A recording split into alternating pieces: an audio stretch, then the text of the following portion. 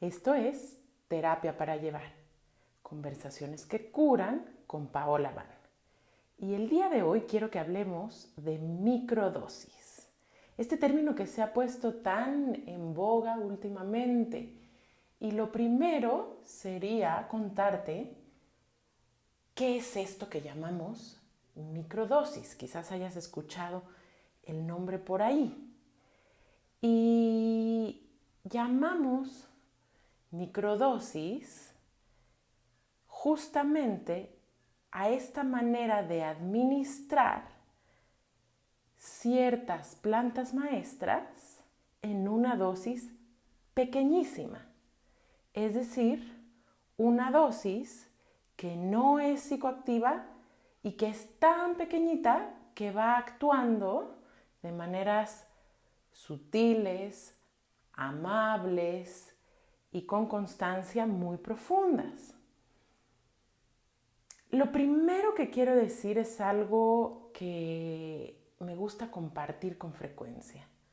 Y es que cuando hablamos de plantas y de la medicina de las plantas o de las plantas como una vía para acceder a conocimiento, a curación, a evolución,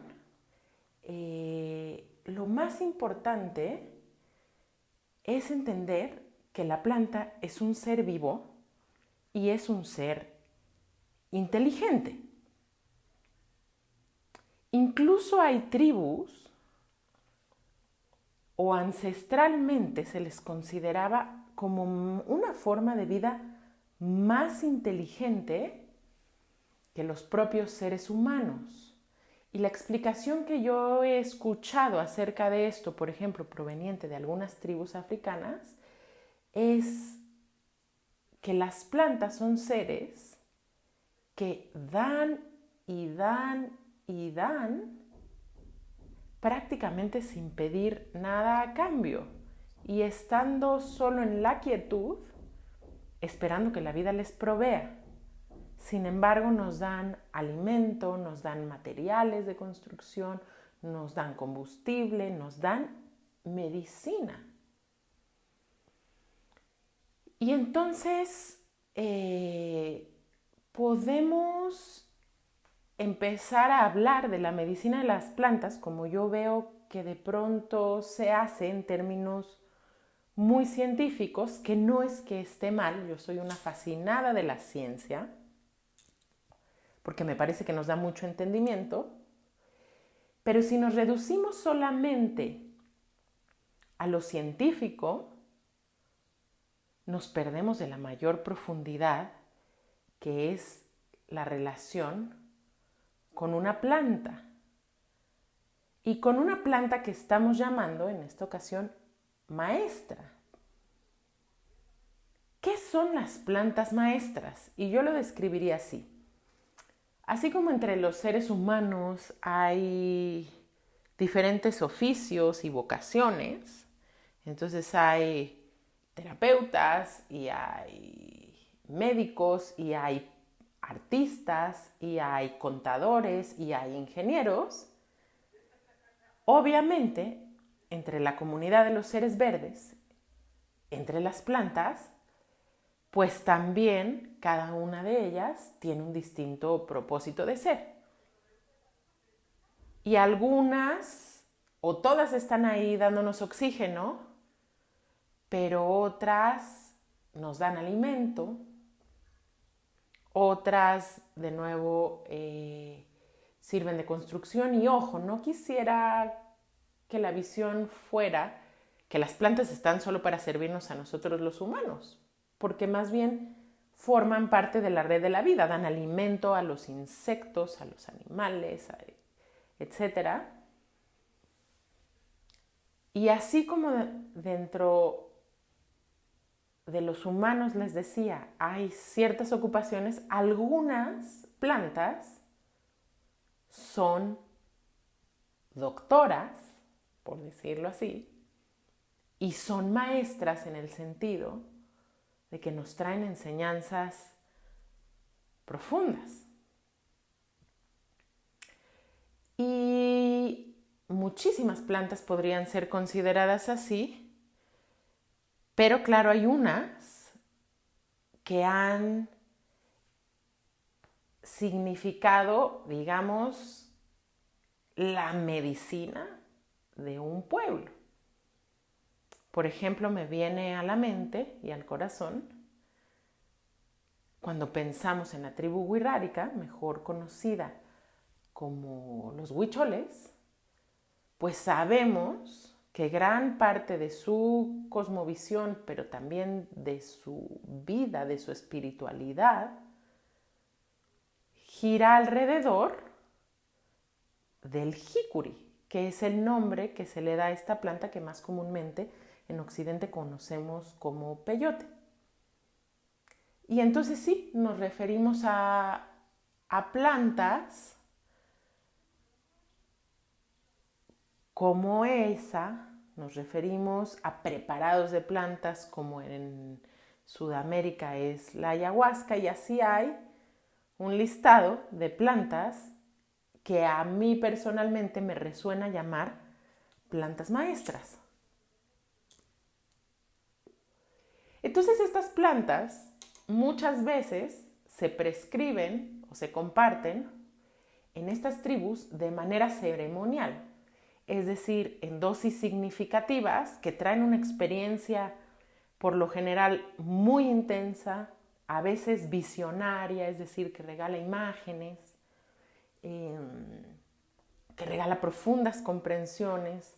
Algunas de ellas son purificadoras, generan una purga, no solo a nivel físico, sacando la enfermedad, sino también a nivel mental y a nivel emocional, a nivel energético.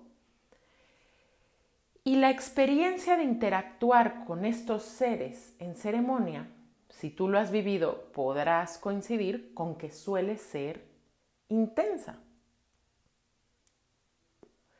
Y claro, requiere ciertas condiciones de preparación del cuerpo físico y requiere, pues generalmente, la guía de alguna mujer u hombre de medicina que conoce y tiene una buena relación con la planta y que puede mantener alta la vibración de este encuentro, en fin, y que además tiene ciertas habilidades idealmente de curación y sabe gestionar estos espacios.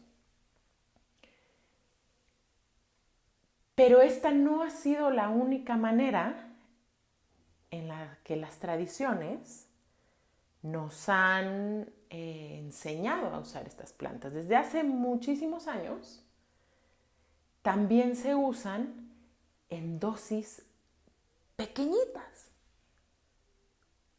que son más bien perceptibles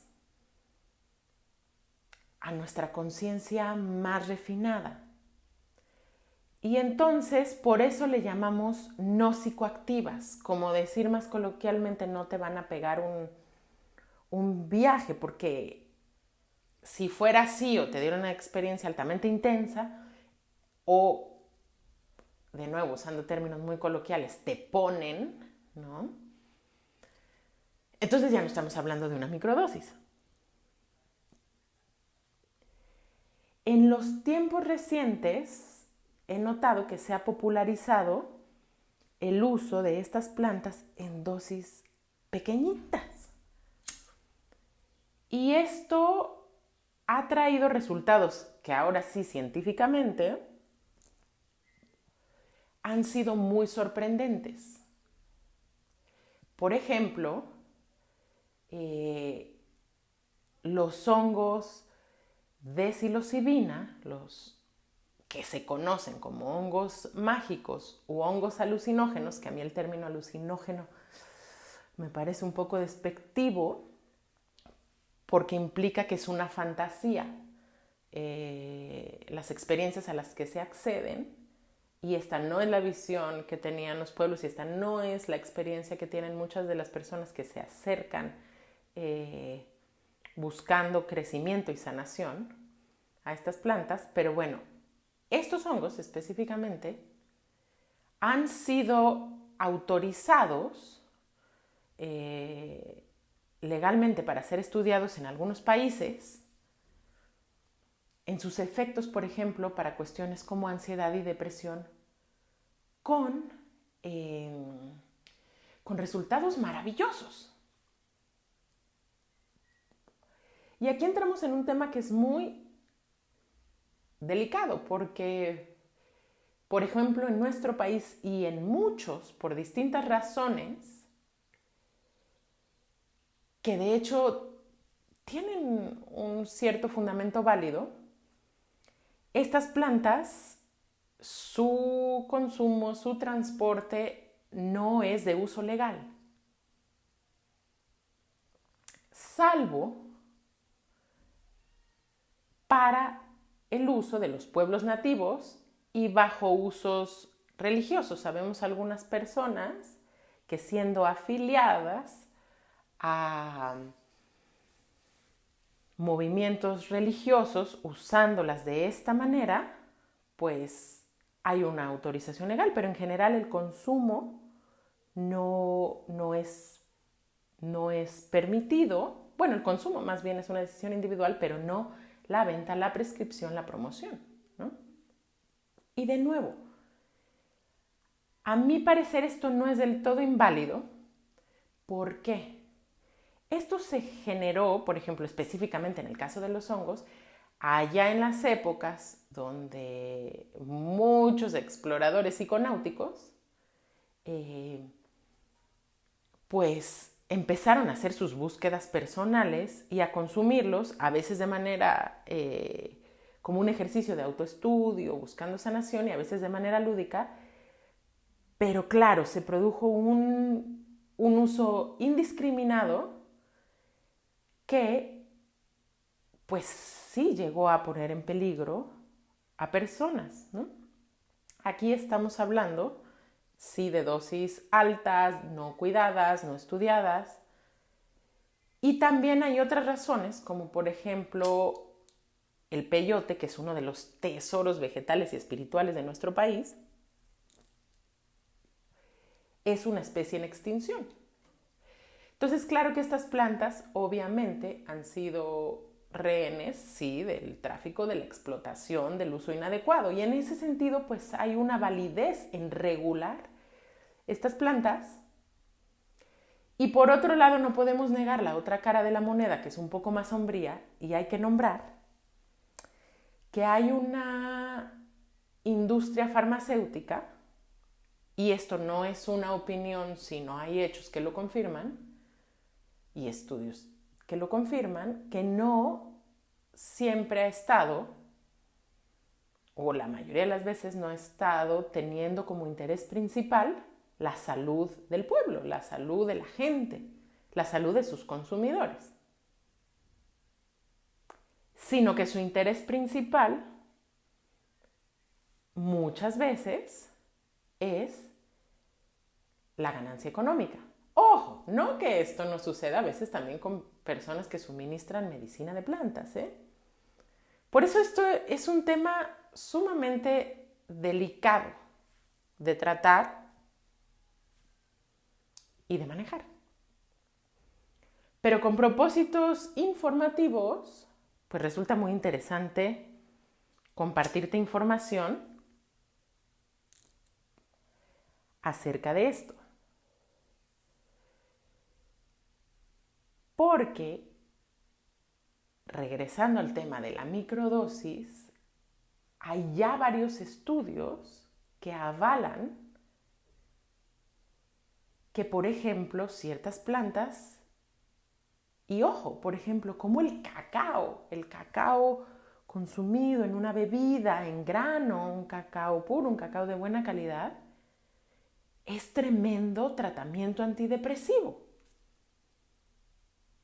Y entonces merece toda la pena hablar de esto.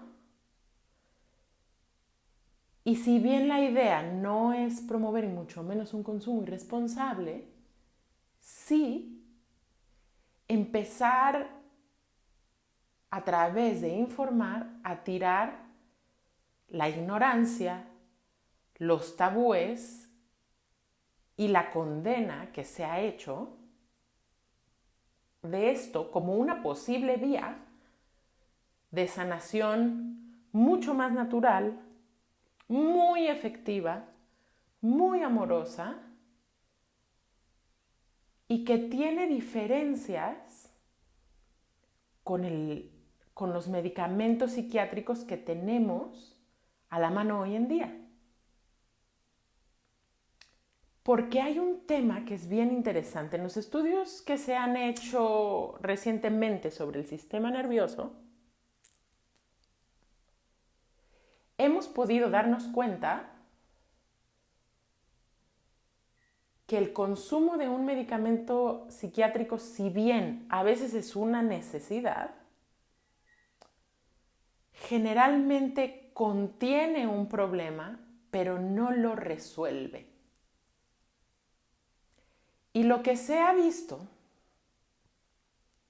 también muchas veces, y repito, cuando son bien administradas por personas con conocimiento, en los ambientes adecuados, etc., es que la medicina de plantas ha tenido efectos duraderos,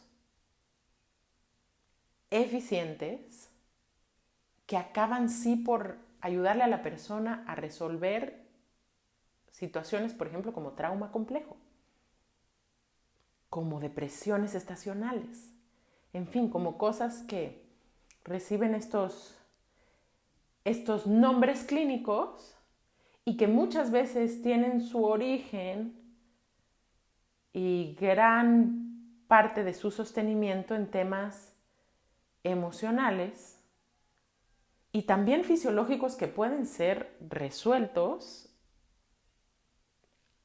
algunas o muchas veces a través de este tipo de tratamiento. Y sabemos también, ¿no?, como de la adicción y la dependencia que pueden generar pues las drogas sintéticas. Entonces, ahí es donde uno bien podría empezar a cuestionarse qué es lo que estamos llamando medicina y qué es lo que estamos llamando droga.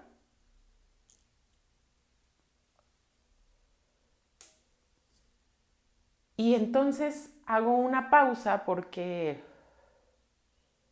ciertos medicamentos químicos que han sido usados para conciliar el sueño, como antidepresivos, como antiansiolíticos, acaban teniendo efectos secundarios y muy terribles y generando dependencia sin permitirle a la persona resolver. Y de nuevo, aquí no entra un juicio a quien por alguna necesidad ha tenido que tomar ese camino.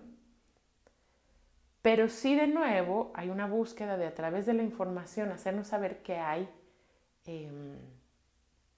otras maneras. Ahora están disponibles a través de las redes el acceso a protocolos, es decir, a formas de dosificar, de prescribir estas microdosis, y se han hecho muy populares. Entonces, por ejemplo, en países como Holanda es legal prescribir hongos de psilocibina o incluso crecerlos y la venta de esporas para autocultivo, me parece.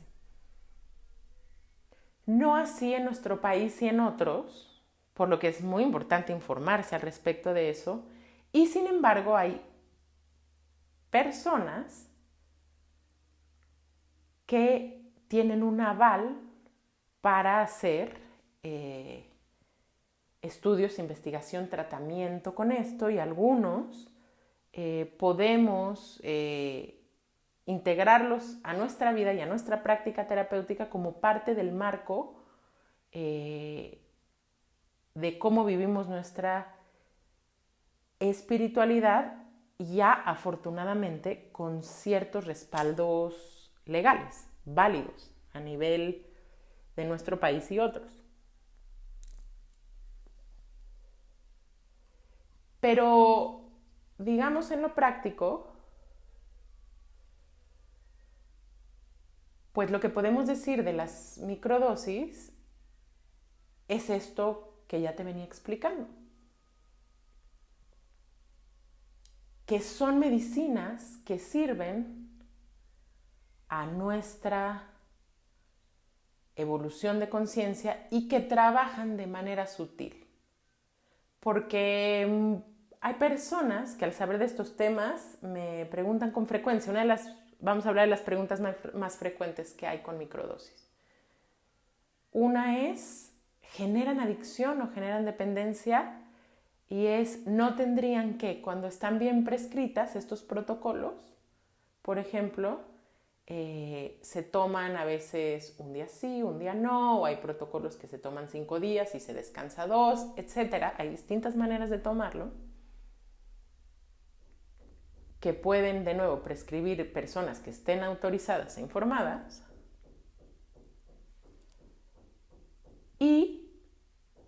o que hayan investigado lo suficiente y que no generan este tipo de dependencia. ¿Qué otras preguntas son frecuentes con la microdosis? Es como, ¿y voy a sentir algo? Esta es una pregunta muy común con las microdosis. ¿Y voy a sentir algo?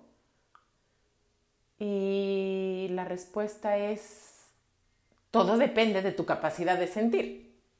¿Ya?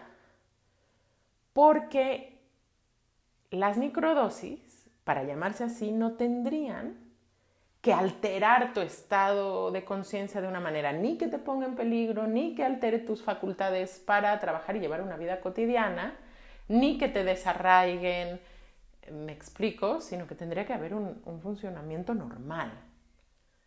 Sin embargo, al entrar en relación con la planta,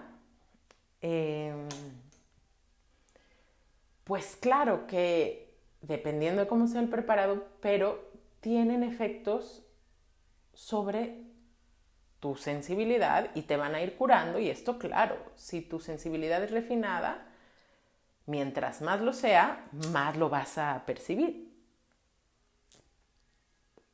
Entonces actúan a través de los sueños, por ejemplo, pero actúan también a través como de 20 que te caen, realizaciones, insights.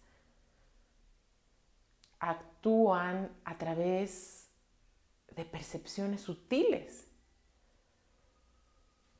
Y entonces, claro, alguien que ha trabajado con su autoobservación, alguien que tiene una práctica de atención plena, alguien que conoce su cuerpo, que conoce y suele observar su propia mente, por supuesto, lo va a notar. ¿Qué pasa? De pronto nos brotan recuerdos, nos brotan memorias, nos brotan ideas.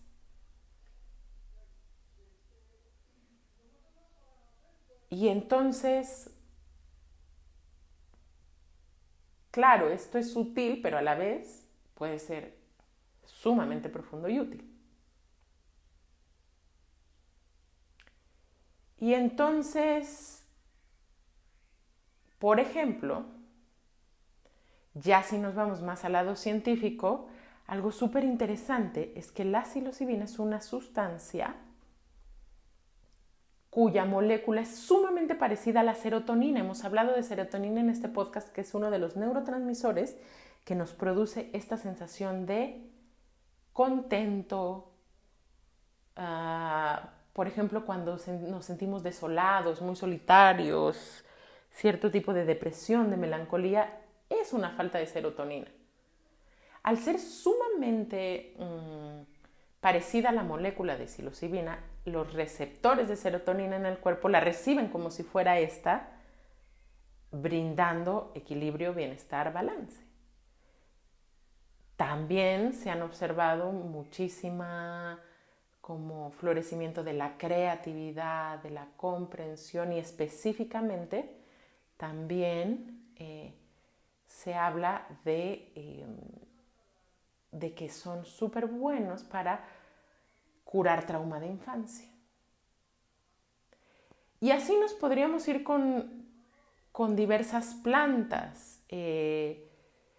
Yo tuve el gran privilegio de recibir enseñanza de un nahual de la Toltequidad que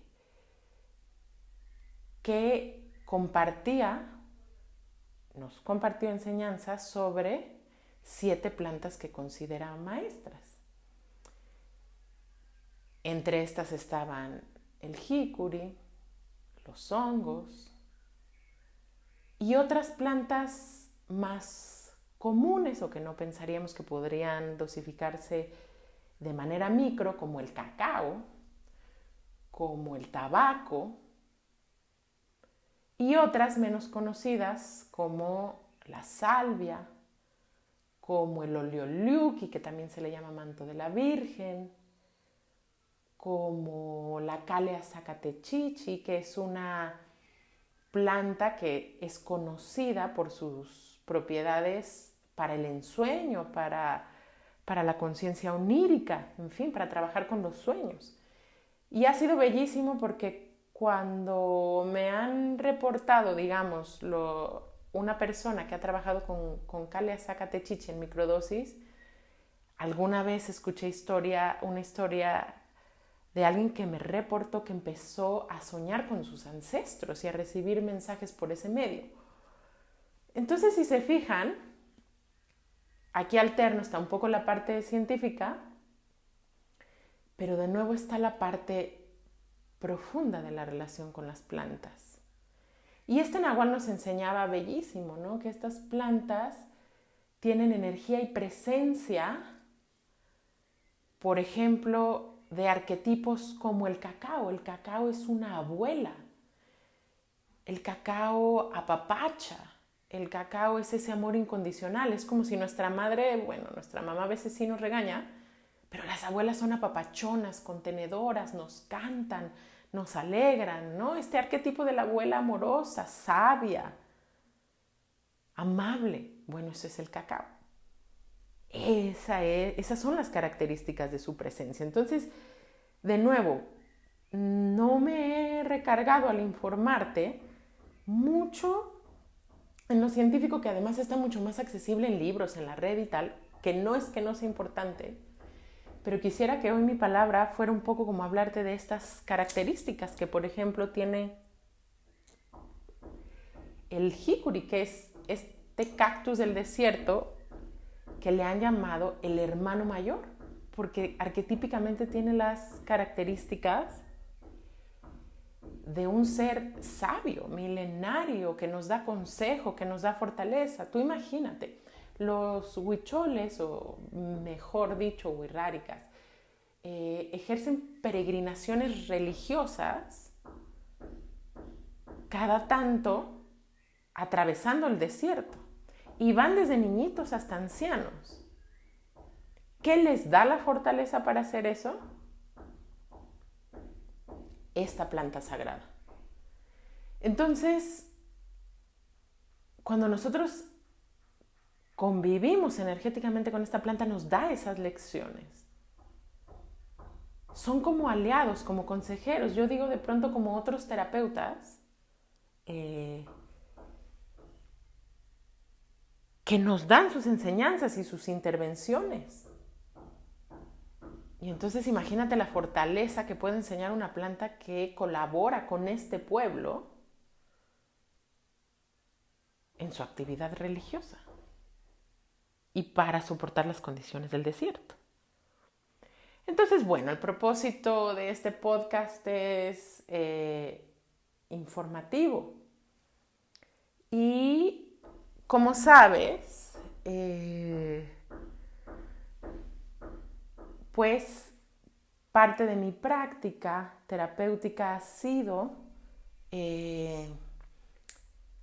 no solo cuestionar, sino buscar alternativas que sean verdaderamente efectivas, amorosas y más alineadas con nuestro ser y con nuestra naturaleza. De nuevo, no por juzgar a quien consume medicamento psiquiátrico, sino realmente cuestionando desde un lugar de amor si hay mejores opciones. Y entonces, pues, esta es la conversación de hoy. Esta conversación a la que yo te invito hoy a entrar, justo como cuestionando, ¿será que las hay? ¿Y será que lo que hemos aprendido ya está listo para ser cuestionado? Y rezo, como siempre, al final poniendo una intención, yo le llamo rezo, ¿no?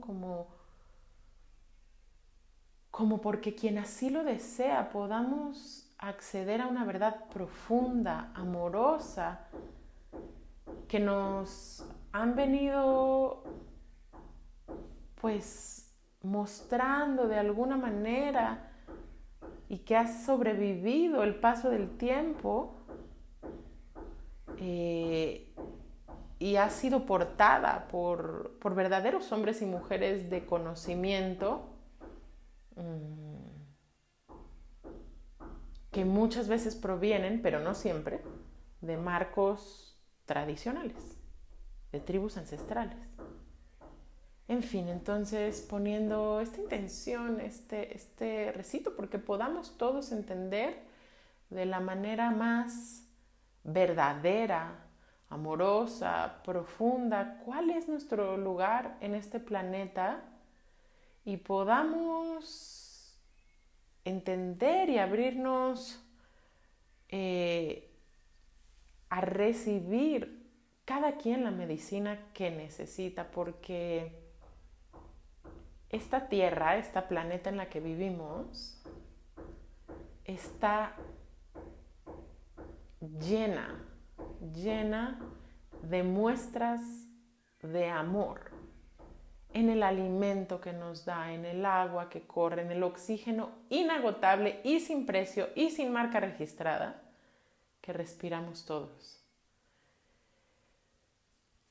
Si estás interesado en aprender más sobre este caminar en estas formas, puedes visitar @pachamamita.mamitatierra y también te invito a conocer los mensajes que transmito a través de @paolaaban, en el que transmito más acerca de mi labor, que es dar y ofrecer psicoterapia, juntando o haciendo una buena integración de lo más actualizado en psicología, en neurociencia, pero también echando mano de la sabiduría de las tradiciones ancestrales que nos han dejado un legado tan valioso, y por ellas me refiero a tradiciones como el yoga, a tradiciones como el chamanismo de los pueblos de Mesoamérica y de otros,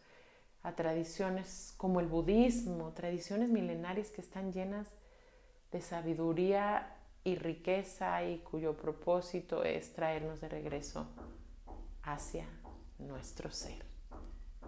Gracias una vez más por tu atención, gracias por compartir este podcast con quien pueda resonar o a quien le pueda ser de utilidad. Gracias por etiquetarnos en tus publicaciones y gracias por permitirme ser lo que yo soy a través de ser lo que tú eres.